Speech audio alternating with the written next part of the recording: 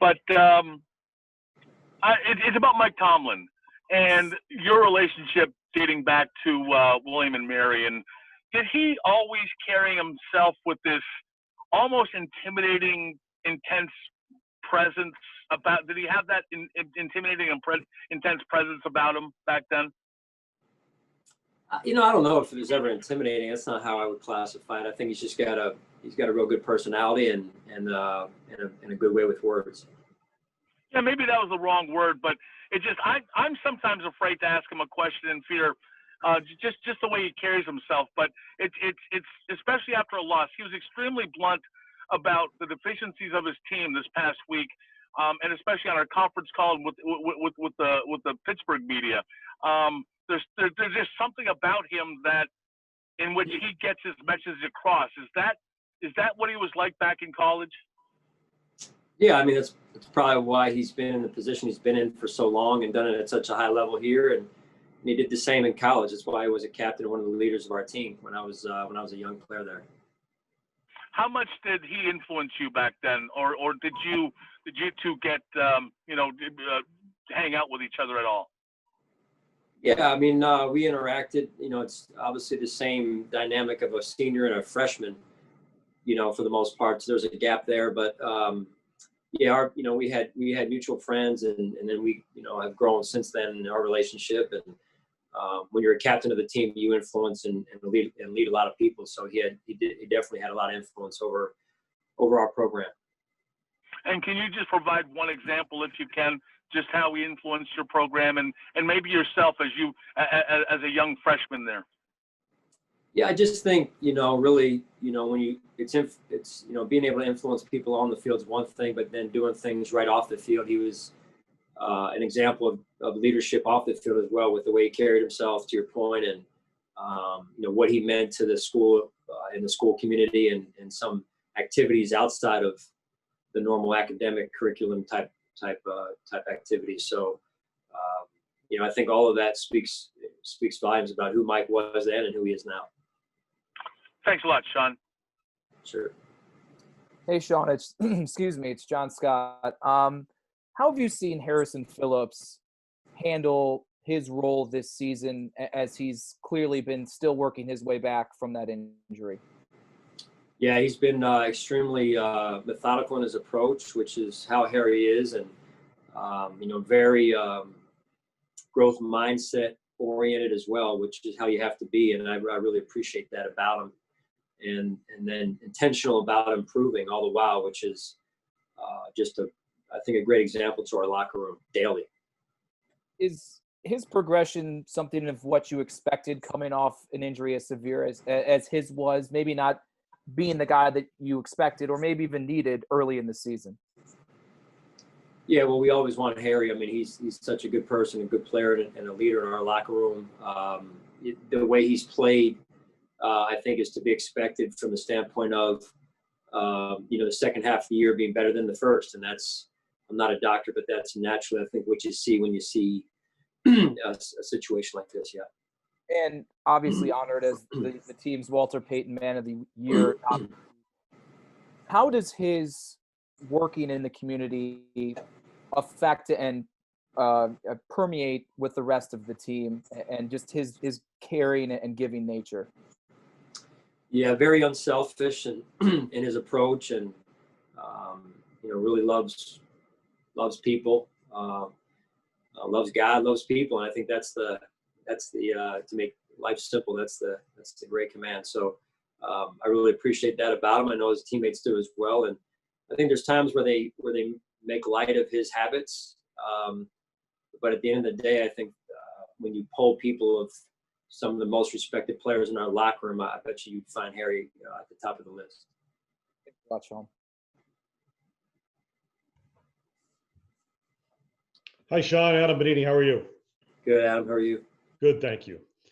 We had touched on this a little bit last year in the run-up to the Sunday night matchup down at Heinz. But in terms of what you're trying to build and to an extent have succeeded in building in Buffalo to this point, how much is the Pittsburgh Steelers organization and the way they do things kind of an example for you? Well, I mean, there's a long history of winning. There's a long history of having success. I think continuity with ownership. It appears, again, I'm outside looking in. Continuity with their coaches, continuity with their GMs and their personnel people.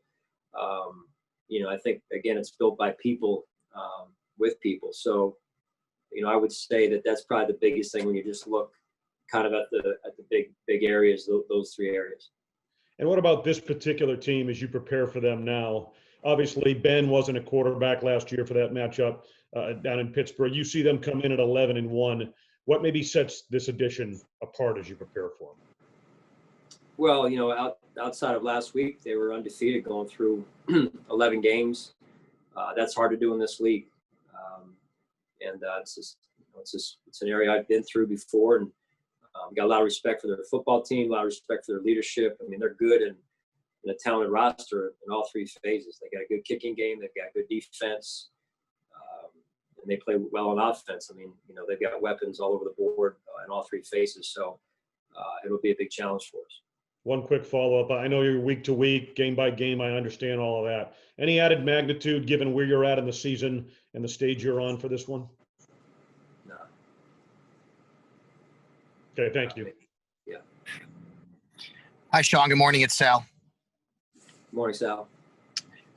Just want to ask you about injury report. I know you had a walkthrough yesterday, but Quentin Jefferson, Jaquan, they were both DMPs, and Andre.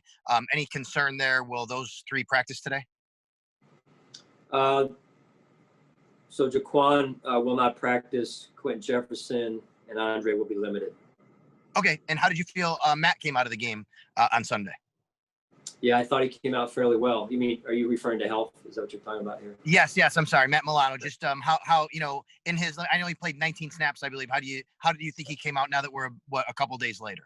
Yeah, I thought Sal, he came out fairly well. Didn't seem to be too sore afterwards. Had to use all of his extremities and function, and I thought he did a good job. Okay, thank you. Sure.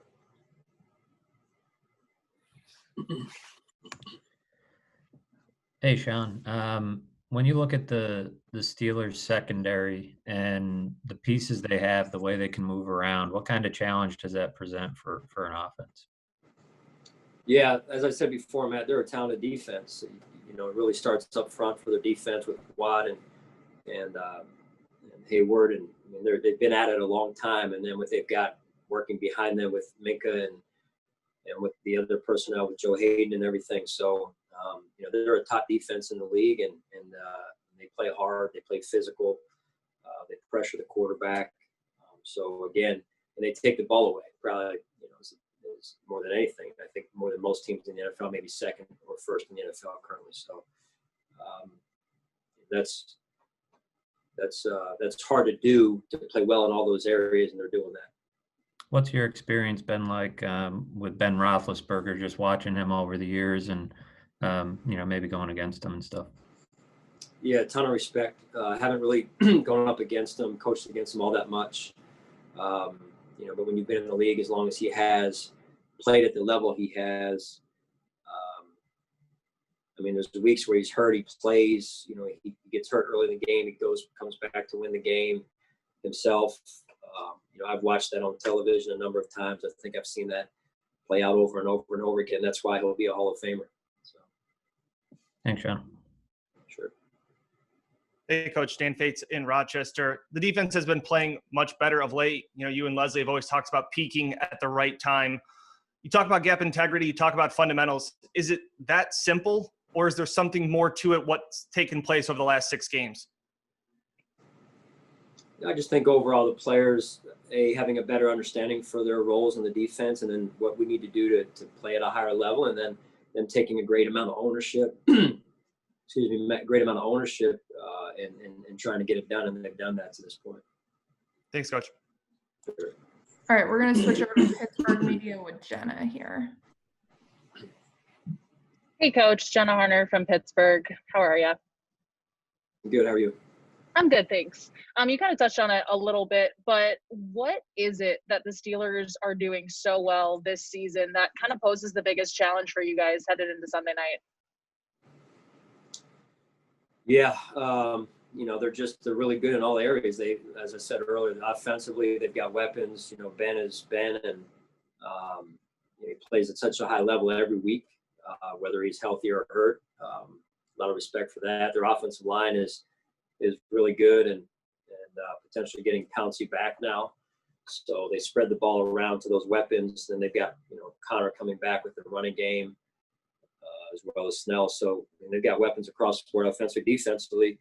When you look at good defensive line play drives the defense, and Hayward and Watt play at such a high level and complement one another among the other pieces that they have there.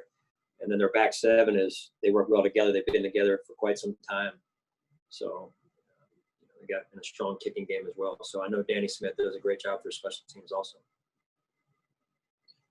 And we hear Mike Tomlin kind of talk about all the time, these 5-star matchups, things along those lines. What makes a game like this, with the way that both of you guys are playing this season, that type of matchup, that style of matchup? Well, I just think for us, it's the next game. We always carry a healthy respect for our opponent each week. I'm not there with Mike, so I don't know exactly everything he's referring to there, but he always has a way of putting a buzz onto the verbiage he uses. I've always had a lot of respect for him in that way.